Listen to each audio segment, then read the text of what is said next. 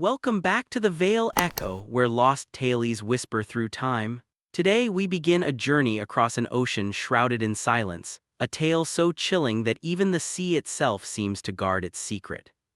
It was dawn when the first sighting was reported. A lone ship drifted aimlessly through the pale mist, its sails torn and its flag long faded. The harbor workers froze where they stood, staring at the phantom silhouette emerging through the fog. No sound of engines, no creak of anchor chains, just the hollow cry of distant gulls echoing across still waters. Curiosity overpowered fear as a small crew rowed toward the silent vessel. The fog thickened around them, swallowing their voices until only the faint outline of the ghost ship loomed above. Its massive wooden hull was decayed, its ropes swinging lifelessly in the wind. No movement, no life, just a ship, abandoned yet not empty. When they climbed aboard, the deck told a story words could not. Lanterns still hung as if waiting to be lit, but a cold stillness clung to everything. Crates were smashed open, ropes frayed, and the smell of salt mixed with something metallic, blood faint but unmistakable. One sailor whispered, "Where's the crew?" But no one answered. They searched further, pushing open the captain's cabin. Inside, time seemed frozen. Maps were scattered across the table, ink smeared by water and something darker. A candle had long melted into a puddle of wax beside a blood-stained compass. And then they saw it, an open journal, pages soaked and torn, the last entry written in frantic strokes. "They're coming from the mist." It wasn't the storm, it was them. The men exchanged uneasy glances. A sudden creak echoed from below deck. They raised their lanterns, trembling as they descended into the darkness. Dust particles floated like ghosts in the air, and each step seemed to awaken something ancient beneath their feet. In the far corner, they noticed a bloody handprint smeared against the wall, a desperate mark of someone who never escaped. A sailor called out, his voice trembling, "Who's there?" Only silence answered, broken by the groan of the ship's hull as if it were breathing. Then came a whisper, a sound that wasn't the sea, a low hum like voices overlapping, coming from everywhere and nowhere at once. They fled back to the deck, hearts pounding, but the world outside had changed. The mist had swallowed the horizon. The harbor was gone, all that surrounded them was the endless ocean, still, black, and endless. And in that dreadful silence they realized something. This ship had not just drifted into their world, it had crossed over from somewhere else, somewhere the living were never meant to follow. As the wind howled through broken sails, the ship began to move again, not by tide or wind, but by something unseen, guiding it deeper into the fog. And with that, the tale of the ghost ship murders had just begun. The air was colder now. The fog clung to the ship like a living thing, breathing softly over its rotting timbers. The crew, trembling yet drawn by morbid curiosity, pressed deeper inside. What they found below deck would turn their discovery into a nightmare. Their lanterns flickered as they descended the narrow stairs, every creak of the wood echoing like a scream trapped in time. The corridor stretched ahead, dark, narrow, and lined with broken crates. The smell hit first, thick and sour, the unmistakable scent of decay. Then came the flies, buzzing in the shadows, feasting on what was left behind. The first mate lifted his lantern, and there it was. Bodies, dozens of them, some seated against the wall as if waiting for rescue, others sprawled in grotesque stillness. The flesh was pale and bloated, clothes torn, faces frozen in silent terror. But there was no sign of struggle, no wounds, just emptiness in their eyes, as if their souls had been stolen. A faint shimmer caught one sailor's eye, an object half buried under a fallen plank. It was a golden locket, still warm to the touch. Inside it a picture of a woman and child. The sailor's breath hitched. "They left everything," he whispered. And then from the far end of the room came a sound like a slow dragging step.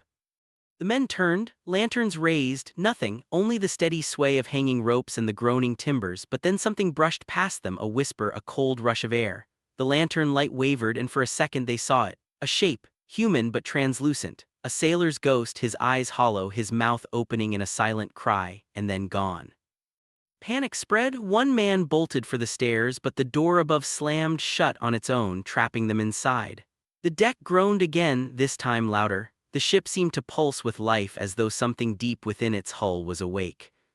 They stumbled into another chamber, the captain's quarters. Everything here was different. Candlelight still burned, impossibly. On the wall hung a portrait of the captain, his eyes eerily lifelike, watching them. The captain's desk was cluttered with charts and letters, all marked with a strange red symbol, a circle carved with jagged lines like an ancient rune. The logbook lay open beside a dagger. Its last pages described the descent into madness, crew turning on each other, whispers from the sea, and something about a curse brought aboard with stolen treasure. "The blood price must be paid," the final line read.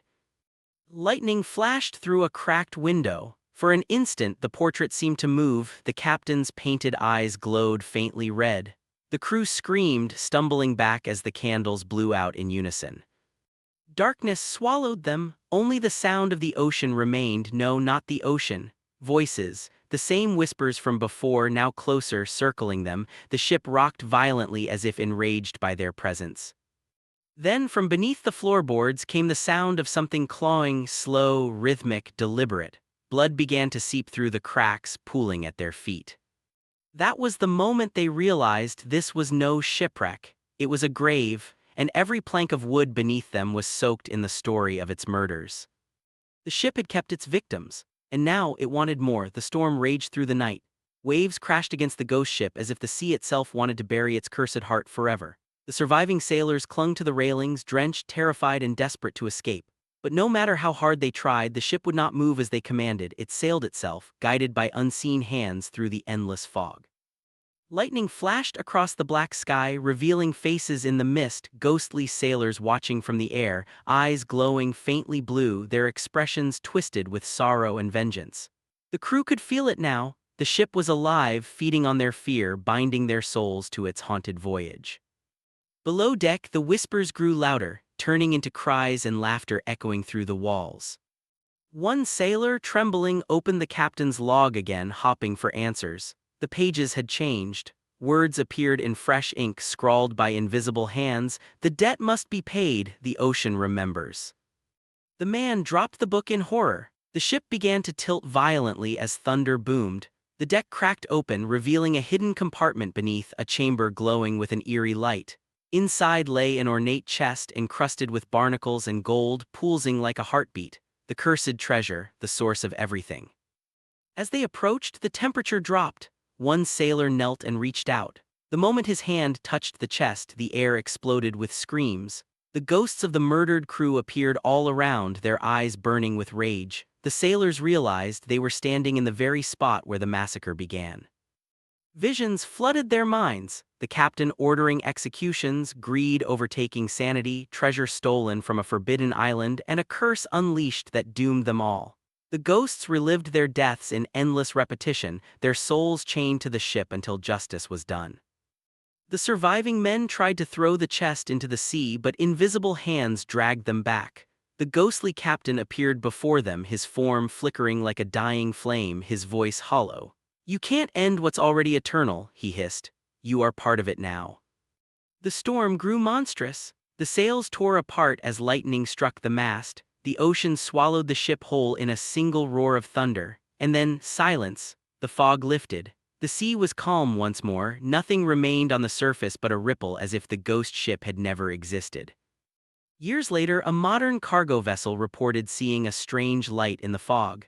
The crew swore they saw an ancient ship drifting silently across the water. Its torn sails flapped without wind. Its deck was empty. Yet a faint radio signal echoed through their equipment, a voice whispering, "The ocean remembers."